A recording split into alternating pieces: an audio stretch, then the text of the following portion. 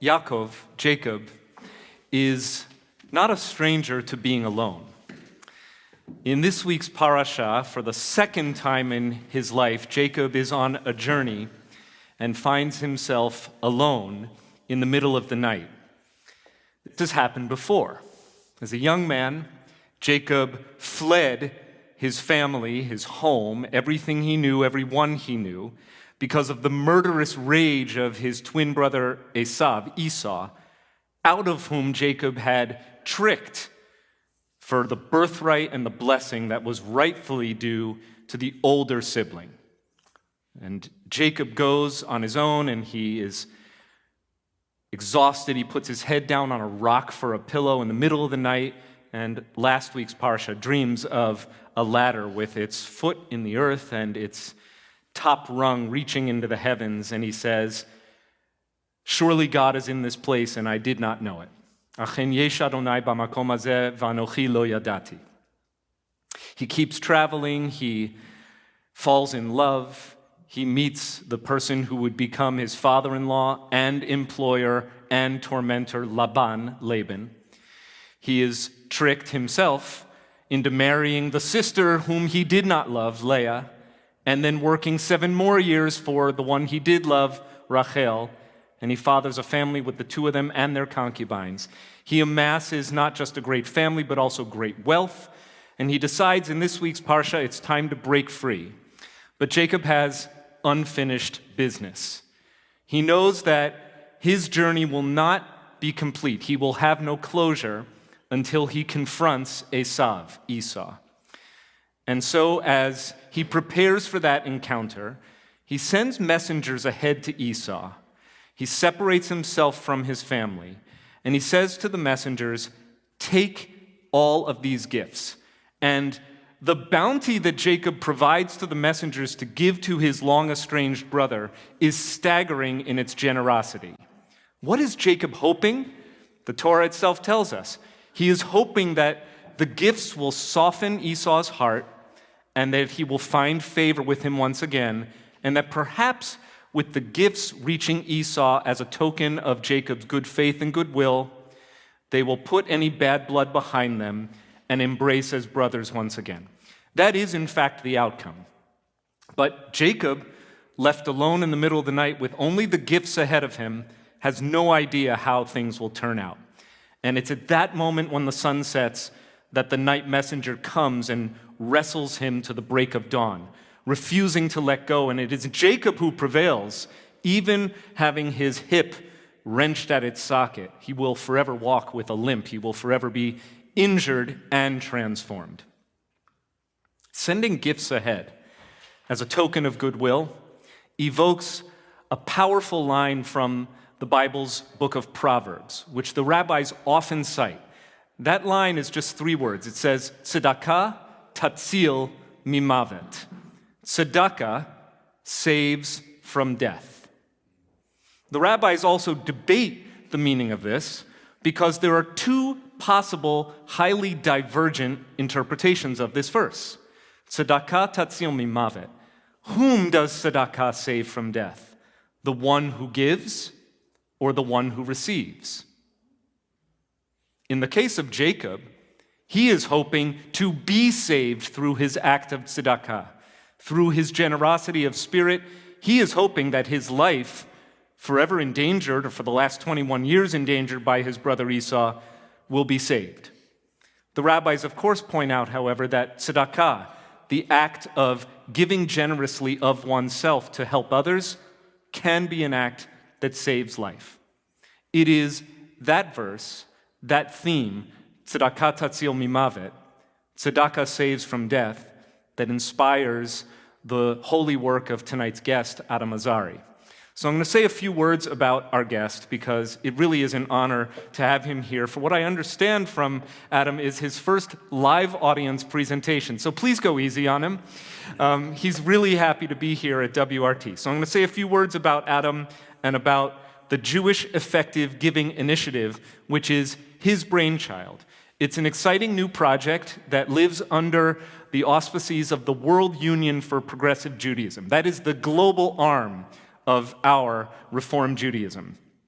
The ambitious aim of the Jewish Effective Giving Initiative is to save thousands of lives in the developing world by connecting congregations like ours to the most effective life-saving charities in the world. Tzedakah tatzil mimavet. By giving tzedakah, by pooling it, and by directing it into those charities that do the most effective work to save lives, we can save lives. So at the heart of his initiative is a simple and incredible fact.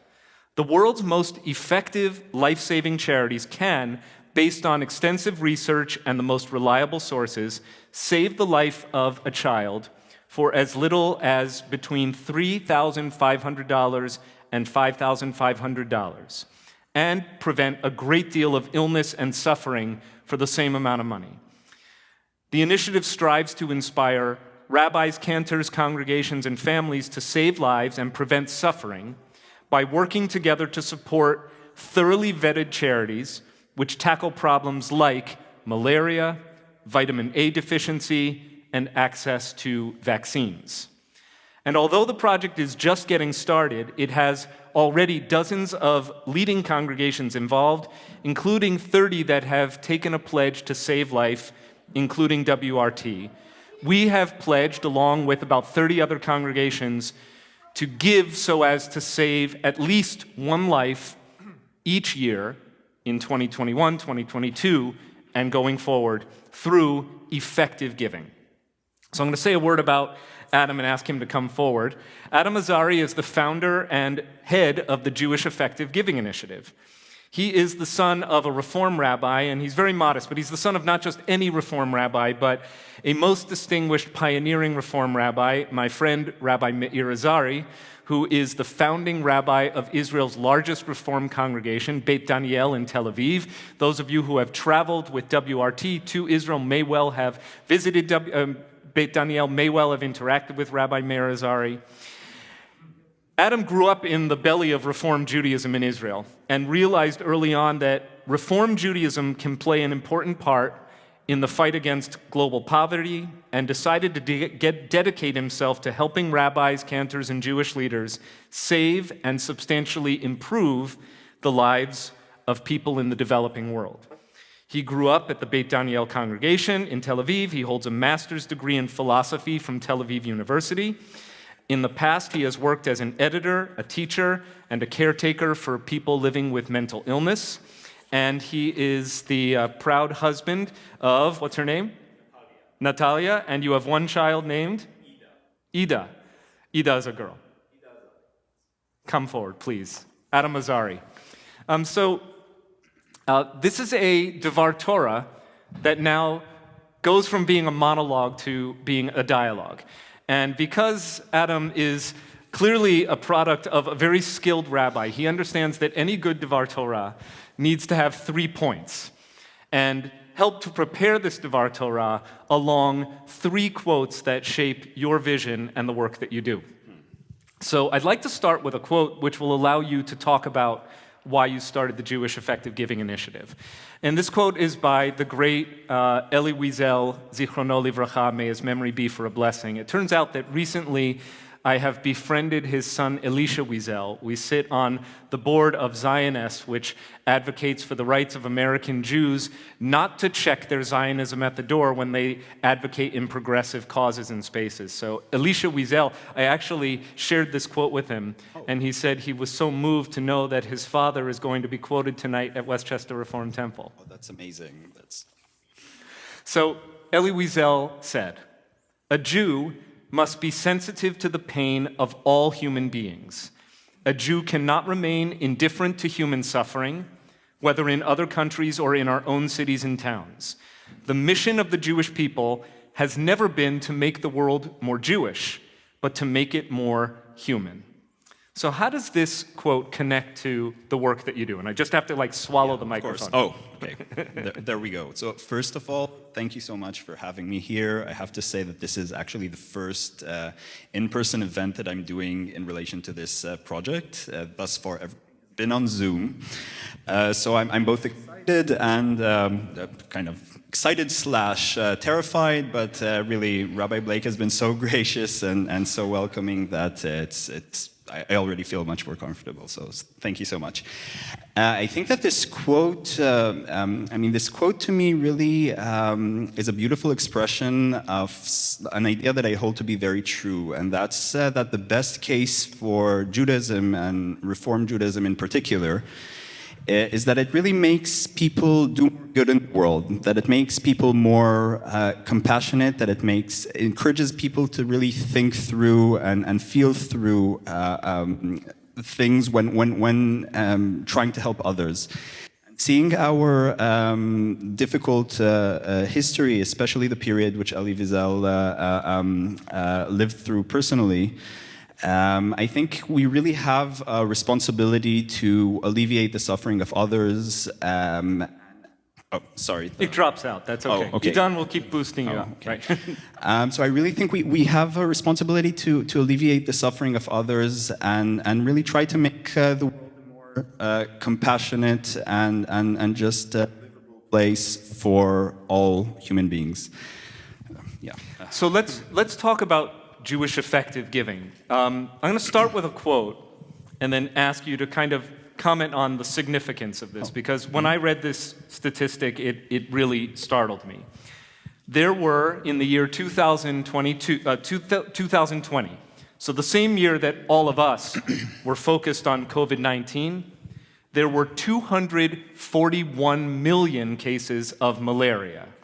And the estimated number of malaria deaths stood at 627,000 in that 1 year alone. Right, so this will blow your mind. In fact, I recently heard on NPR an interview with a scientist who believes that mosquitoes are responsible for more human deaths than any other agent in all of human history.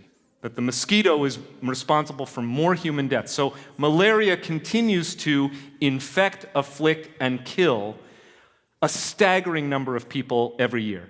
So why malaria? What is the significance of a number like this? What does it show, and what does it have to do with Jewish effective giving?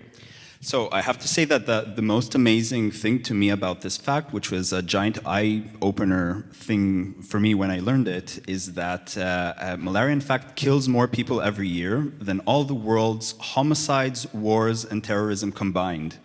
Meaning that if we had world peace, less death and suffering would be prevented than if this one disease were eradicated. And now think of all the murders in New York, in Chicago, in Los Angeles, and think of all the war zones and all the conflict between nations, India, Pakistan, Israel, Palestine, Ukraine. Malaria kills more people than all of these combined. And I think that something to realize here and to understand is that while we are all, I think, often frustrated when we watch the news and when we feel that we can't do anything, ironically, realizing the scale of such problems and understanding that unlike war and homicide, these are completely preventable deaths that we can all really do something about. I think that seeing the scale also shows that we all underestimate just how much we can do to alleviate suffering and death and just parental fear, and there are such amazing opportunities to do good that most of us are simply unaware of. And it's so the charities we're trying to support are not only about malaria. They really are the charities that do the common denominator is that they just, based on really reliable sources, are able to prevent a massive amount of death and suffering. And I think that understanding the scale of neglected problems, for me at least, is really animated me to action. And yeah, So could you comment just for a minute on thanks, we're going to do a little mic switch because that one is a little bit wonky. Can you comment just on the how this works? So let's say I'm inspired by you tonight. Okay, let's say everybody leaves here saying, I'm inspired. I think I want to save a life, or I want to join WRT's pledge to save a life, and I want to help WRT save more than one life in the coming year. How did you figure out which charities were going to enable the Jewish Affecting Giving initiative to do that most effectively, and what would you like people to do once they are inspired to join you in life-saving work? Yeah, so I have to say, regarding the charities that we're supporting, we're not trying to invent the wheel here or do our own research. There already is an amazing resource, an amazing tool for people who want to save lives and do the most good possible and prevent the most illness with their charitable donations, and that's called GiveWell. And this independent organization just does an incredibly thorough job of vetting these charities. They really not only check their financials, they really, if you go on their website, you can find mountains of information about all of these charities, which shows exactly how many malaria nets or vitamin A supplements or vaccines they were able to deliver. You can find notes of hundreds of conversations that they've had with the charities, their distributors, the researchers in the field, other charities. They really do such a thorough job in vetting these charities, and they spend thousands of hours every year to really make sure that these are great, reliable giving opportunities. And this whole process is really aimed at distinguishing the charities that do the best job at actually saving or substantially improving the quality of life for as many people for every dollar donated. And this is an amazing resource which basically our project aims to encourage Jews and congregations and donors to make use of. And if you are inspired indeed, first of all, I'd love to talk to you. I really, this whole project has been, it basically started as my attempt to bring this simple message that there are charities out there that can save a life for a few $1,000s and prevent hundreds of cases of illness sometimes. I want to just explain this message thoroughly to as many people as I possibly can. And I really believe in sort of grassroots activity and explaining this and one-on-one conversations. So if you feel inspired, I'd love to talk to you. I'd love to tell you more about our effort, about how it started, about how... And by the way, I wanted to make sure that we had this conversation before December 31st. So I would love to believe that, Reform rabbis are the public face of this organization alone and that our cred speaks for itself, but actually you've gotten some really interesting and fascinating people involved in the Jewish Effective Giving Initiative, including somebody who looks remarkably like Pete Malinverney from behind, and that is the famous Canadian psychologist, psycholinguist, and author Steven Pinker. You may be familiar with Steven Pinker. Even if you don't think you are, look him up. And you're like, oh, I've seen that guy. I've seen him on the news. He's always talking. He has fascinating ideas. And so the third and final quote is Steven Pinker's. Giving, he writes, has always been at the core of Jewish ethics. And Jewish ethics has always been informed by the best thinking of its era. Today we have an unprecedented understanding of which kinds of giving do the most good.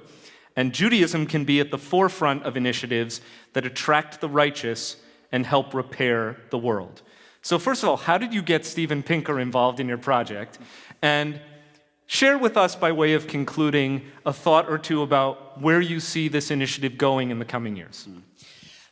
So I have to say that when I started this, I basically had this idea that, I thought could save many, many lives, but really bringing this to congregations and pitching it to rabbis and to lay leaders was sort of a daunting task, which I didn't really know where to start with. But fortunately, there's really a robust community advocating for giving of this kind, and it includes some amazing people, Harvard professors, journalists like Ezra Klein and Sam Harris, and the philosopher Peter Singer is actually the first person I contacted. It turns out that actually when you write to these people and you convey your message clearly, sometimes they reply and they're willing to help. And before I knew it, kind of a month and a half into this project, I found myself doing a Zoom panel with Peter Singer and Steven Pinker, both sort of academic, superstars and sort of global thought leaders, which was kind of intimidating. But it really went amazingly, and Steven Pinker actually mentioned that he grew up in the Reform movement and that it had been kind of 30 years since he had any contact with Reform Judaism. And I think that the panel that we did with him really showed, kind of proved a thesis that I had, that if the Reform movement really engages in giving of this kind, it could be a beautiful project that really involves unaffiliated Jews, that involves people who currently can't find their way or their place in the Reform movement. And we really had like 3 atheists on a panel and who hadn't been to a synagogue in ages, really cooperating with the World Union for Progressive Judaism in an attempt to save lives and improve the world. And so that's about Steven Pinker. And sorry. Regarding where I see this developing, so I think there are 2 separate ways in which I really would like to see the project grow. One is in the Jewish world, and by kind of deepening our engagement with congregations involved, and the other is by exporting this model that we have of life-saving congregations to other religious denominations and even networks of cultural institutions. So of course, the main thing for us now is to make sure that the congregations participating will treat this as sort of a long-term endeavor and make this part of their social justice activities in the long run, makes kind of supporting life-saving charities a part of their Tikkun Olam activities, because even if it's a small part of their Tikkun Olam activities in the long run, this will save at least hundreds of lives and do a whole world of good. And we really want these charities to be go-to charities for bar mitzvah kids, for newlyweds, for social justice committees that are searching for causes to fundraise for. So that's sort of in the Jewish world. Now, regarding exporting the model, I can say that a crazy thing about the whole process here is that while figuring out how to bring this whole initiative together was probably the hardest thing that I've done personally. It was very challenging on a personal level. I think that the model is extremely simple and can be replicated many times over. And the things that work are really very simple and can be recreated many times over basically by one dedicated person. And in different denominations, and I really hope to see, and we're generally planning to help launch, mentor, and build websites for similar initiatives, and we really hope to see. It's not difficult to imagine lists of life-saving Methodist congregations, life-saving Episcopalian congregations, life-saving Lutheran congregations, and if we get this basic model of basically temples buying into the idea of saving at least one life a year, really, the amount of good that could be done will really justify Steven Pinker's quote that you read about the project. So really, it's. Thank you. Yeah. It's a huge kavod for us to have you here. You'll have an opportunity after services to meet Adam up close and to ask him any of your questions. And we probably have a few people who want to give you some advice on how to grow your model. So for sure, you're in the right community for that as well. Mm-hmm. I left us all with a cliffhanger. So how did the rabbis resolve the debate? Does tzedakah save life of the one who gives or of the one who receives? And the answer, of course, is both. Tzedakah is a life-giving act for those who give, and it also can save the lives of those who receive. Tzedakah tatzil mimavet. Shabbat shalom. Shabbat shalom. Yesher koach.